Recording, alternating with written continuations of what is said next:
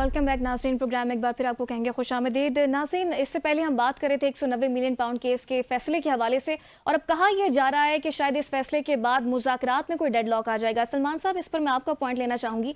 आपको लग रहा है कि अब इस फैसले के बाद कोई डेडलॉक आने वाला है? क्योंकि फैसल वाडा ये बात कर रहे हैं कि अब मुज़ाकरात नहीं चलेंगे, लेकिन हुकूमत और अपोजिशन ये बात कह रही है कि मुज़ाकरात में कोई खलल नहीं आएगा, मुज़ाकरात चलेंगे।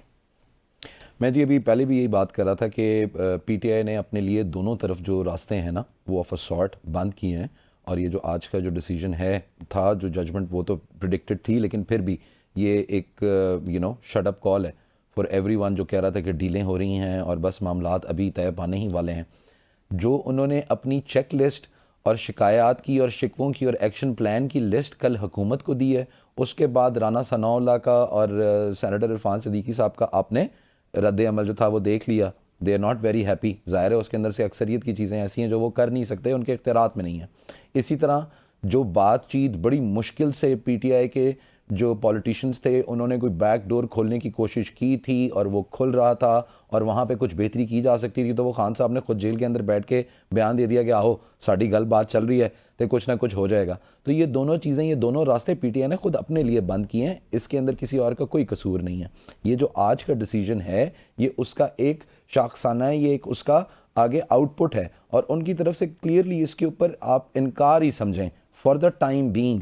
ये आगे आने वाले दिनों के अंदर कोई सिचुएशन ऐसी बने जहां पे इस्टेब्लिशमेंट खान साहब की बात सुनने की रवा हो तो शायद उनके लिए कोई मामला जो हैं वो ईज़ आउट हों। यहाँ से आगे जो मैं देखता हूँ वो ये है कि अब आपका जो मिलिट्री ट्रायल खान साहब का है वो भी यकीनन कहीं ना कहीं अब पाया तकमील तक पहुँचेगा।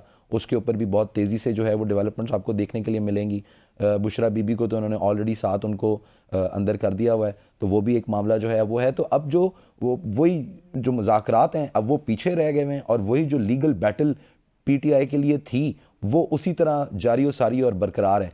अब at the face of it अगर आप मुज़ाकरात मुंह रखने को करते रहें तो करते रहें, उसको 2 महीने चलाएं, 4 महीने चलाएं, at the end of the day उसके अंदर से कोई बहुत सॉलिड कंक्रीट चीज़ जो है वो बाहर निकल नहीं सकती। ठीक है जावेद साहब, आज इसके साथ एक अहम डेवलपमेंट के तहरीक इंसाफ के अपोजिशन अलायंस से भी आज मुलाकातें जारी रही। मिफ्ता इस्माइल से महमूद खान अचरकजई और अरशद खान अब्बासी वगैरह से उनकी रिहाइशगाह पर मुलाकात भी हुई है। आपको क्या लगता है ये जो अपोजिशन का अलायंस बनने जा रहा है, हुकूमत को मजीद टफ टाइम देने की तैयारी है या फिर कोई और हल निकालने की तैयारी है? देखिए, 26वीं आईनी तरमीम जब हो रही थी उस वक्त ही पाकिस्तान तहरीक इंसाफ जैसे इमरान खान ने जेल से जो है वो मौलाना फजल रहमान को एक पैगाम भिजवाया था कि वो चाहते थे कि मौलाना फजल रहमान उनसे जेल में मुलाकात करें। तो इस हवाले से ये मामला तब से चल रहे हैं क्योंकि जो एक अलायंस महमूद खान अचरकजई के जेर सदारत पाकिस्तान तहरीक इंसाफ और दूसरे अपोजिशन की बराती ने उन्होंने बनाया है, तो वो ये चाहते हैं कि अब इसे पीडीएम 2 तरह की एक तर्ज की एक तहरीक बनाया जा सके। तो इसके लिए वो तमाम अपोजिशन की जमातें जो कि पार्लियामेंट के अंदर है, पार्लियामेंट से बाहर है, उनसे वो रब्ता उनसे पहले भी हो रहे थे और अब बाकायदा तौर पर नजर आ रही है, रब्ताकारी दिखाई दे रही है कि अब एक तहरीक जिस तरह से पीडीएम थी उस तरह की पीडीएम 2.0 जिनकी सेकंड टाइप की जो पीडीएम है उसी तहरीक का आगाज करने की ये तैयारी हो रही है। और इसमें कहीं ना कहीं अभी आपको मौलाना फजल रहमान दिखाई नहीं दे रहे हैं कि मामला इनके तय नहीं हुए, लेकिन आने वाले वक्त में हो सकता है कि इशू बेस्ड जो सियासत है जिसका पीडीएम में तय हुआ था, हम इशू के ऊपर जो है वो एक दूसरे के साथ मिलकर पार्लियामेंट के अंदर बाहर तहरीक चलाएंगे तो इस तरह का एक अलायंस जो है वो बन सकता है। इसके लिए तैयारी हो रही है और एक तरफ जो है वो कानूनी तौर पर पाकिस्तान तहरीक इंसाफ कहती है कि हम अपने जो केसेस हैं खासतौर पर बनी पीटीआई के उन अदालतों के जरिए हम खत्म करवाएंगे। तो ये माजी में भी होता रहा, जो क्यादतें बाहर से आई उसके केसेस किस तरह से दायर हुए और कैसे जो है वो खत्म हुए वो सबके सामने है कि प्रोसिक्यूशन जो है वो प्रोसिक्यूटर्स अगर इस केस के बारे में उसको प्रोसिक्यूट करने के बारे में अगर ये कह दें कि इस केस में कुछ नहीं है, हम इसे इनकी कोई गिरफ्तारी नहीं चाहते तो केस खत्म हो जाएगा। और ये जो डिमांड रखी गई है कल जो हमें इतलात मिल रही है कि इसमें हो सकता है कि पाकिस्तान तहरीक इंसाफ ने 2 कमीशन बनाने की बात की और उसके कमोबेश उन्होंने 15 के करीब 3 लाख भी दे दिए। तो अब उसमें ये तय होगा कि एक कमीशन नहीं तो 2 नहीं तो एक तो शायद बन जाए और उसमें जो है वो जो कमीशन है जो दूसरा बनेगा वो 26 नवंबर की जो डी चौक के वाकयात है उसके ऊपर बनने की तवक्को है। और उसमें जो एक नैरेटिव है पाकिस्तान तहरीक इंसाफ का एक गोली क्यों चलाई, की तहकीकात के हवाले से ये मुमकिन तौर पर कमीशन बन सकता है। और बाकी जो असीरान हैं उनके हवाले से कुछ चीजें अभी हो भी रही है और आने वाले वक्त में उसको देखा जाएगा। लेकिन जो पानी पीने की जो केसेस है ये लगता ऐसे है कि सिलसिला जब आगे बढ़ेगा इसके साथ साथ फिर जाके ये चीजें सेटल डाउन होंगी। लेकिन जो फैसला साज है, जो जराए हैं वो ये बता रहे हैं कि फैसला साजों ने ये फैसला कर लिया है कि अब ये जो महाजर आई है इसमें इसको अब कामयाब किया जाएगा और ये जो सियासी कश्मकश है इसको खत्म किया जाएगा और ये मामला ठीक है। ले दे के खत्म किया जाएगा, जिसमें अब मिसाके मईशत का भी मुमकिन तौर पर इम्कान है कि मुतहद आ सकता है और खास तौर पे जो दहशतगर्दी की नई लहर है। ठीक है, आपके मुताबिक पीटीआई चाहती है कि मफाहमत से मसले हल हों, अगर नहीं होते तो फिर मज़ामत की तैयारी आपको लग रहा है। उमर, इन अपोजिशन रहनुमाओं के साथ मौलाना फजल रहमान नजर नहीं आए जबकि वो एक मजबूत पार्टी के सरबराह हैं। क्या समझते हैं तहरीक इंसाफ ताहाल उन्हें क्यों ऑन बोर्ड नहीं ले रही और इसके पीछे क्या मुहरकात हो सकते हैं? जी, तहरीक इंसाफ को ज़ाहिर है उनको ऑन बोर्ड लेना चाहिए। अगर अपोजिशन का अलायंस बनता है, अपोजिशन में अगर मौलाना साहब होंगे तो उसका वजन बढ़ेगा। कल परसों जब जेल के अंदर कुछ मुलाकातें हुई और फिर मुज़ाकराती कमेटी की जब नशिस्त हुई थी तो खान साहब ने इस बारे में बाकायदा इंस्ट्रक्शंस पास की थी और खासकर गंडापुर साहब को की थी। आप जानते हैं कि उनका चूंकि हल्का एक है डेरा इस्माइल खान की वजह से, तो शायद उसका भी एक असर है। और इससे पहले भी खान साहब ने एक बार उनको पैगाम ये पहुंचाया था कि डेरा इस्माइल खान की सियासत से आगे बढ़ के देखें, मुल्क का सोचें, अपने हल्के की सियासत का ना सोचें।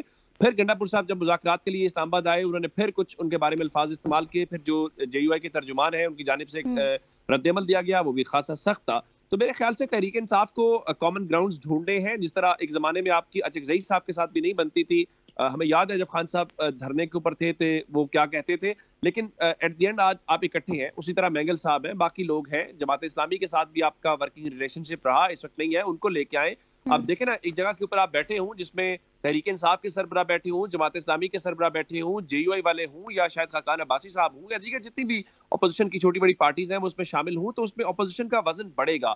और मेरे ख्याल से जो गवर्नमेंट के साथ मुज़ाकरात थे, जिस तरह गवर्नमेंट अपने साथ अपने एलाइज बिठाए हुए हैं, इनको भी चाहिए था ये मौलाना साहब के साथ बिठाते, ये बाकी जमातों को बिठाते, कम से कम एक बड़े लेवल के ऊपर एक कंसेंसस बिल्ड होता जिसमें ये तय पाता ये जो सियासी कैदी हैं बेचारे, इनकी रिहाई होती, हम किसी ब्रेक थ्रू की तरफ जाते। हम नॉर्मल मुल्क की तरह बिहेव नहीं कर पा रहे, हमारे यहाँ चीजें नॉर्मल नहीं है। आप देखिए ना, आज सुबह से स्क्रीन के ऊपर क्या चल रहा है, आज हर जगह पे क्या टेबल टॉक हो रही है, वो यही है ना कि सजा हो गई, कितनी सजा हो गई, सही हो गई, गलत हो गई, कोई इम्पैक्ट होगा नहीं होगा, रिहाई होगी नहीं होगी, मजीद सजाएं होंगी कि नहीं होगी, ये सारा सिलसिला चलेगा। हमें इन चीजों से निकलना है, हमें अब नॉर्मल मुल्क की तरफ जाना है। नॉर्मल से मुराद ये है जहां चीजें मामूल की तरफ हों, एहतजाज, धरने वरने, ये रिहाइयां, ये गिरफ्तारियां। देखिए हमारे साथ वाले ममालिक के अंदर क्या है, क्या वहां पे पॉलिटिकल चीजें नहीं होती हैं, लेकिन उनकी मैशत चल रही है, उनका सिस्टम चल रहा है। अब देखिए ना कि अमेरिका के अंदर एक चेंज आ रहा है, उस चेंज का पूरा इम्पैक्ट है। अब देखिए कि ट्रंप साहब ने जो स्टेटमेंट कनाडा के हवाले से दी, उनकी पूरी लीडरशिप एक टेबल के ऊपर बैठी। ठीक है उमर, बशारत से मैं पॉइंट लेना चाहूंगी। बशारत, 30 सेकेंड्स है, मुज़ाकरात पर क्या असर पड़ेगा, इसको कंक्लूड कर दीजिएगा। नहीं, मुझे नहीं लगता कि आई थिंक सो के मुज़ाकरात पर इस तरह कोई असर पड़ेगा। जमहूरियत में मुज़ाकरात चलते रहते हैं, सजाएं भी होती है और मुकालमा भी होता है। मुकालमा में से मुकालमा करके नामुमकिनात में से मुमकिनात का रास्ता निकाला जाता है। अगर मैं समझता हूँ कि संजीदा और जानदीदा ये पॉलिटिशियन है तो उन्हें मुज़ाकरात बंद नहीं करने चाहिए। सलमान अली साहब कह रहे हैं कि मुज़ाकरात के दरवाजे बंद हुए, मुज़ाकरात के दरवाजे कभी भी किसी भी सूरत में सियासतदान बंद नहीं करते और मुज़ाकरात होंगे और चीजें बेहतरी की तरफ जाएंगी। उस मुज़ाकरात को टोपी ड्रामा कहते हैं जो होंगे। बिशारत राजा साहब, माजरत चाहूंगी, प्रोग्राम का वक्त खत्म हो गया, अपना ख्याल रखिएगा, अल्लाह ने के बाद।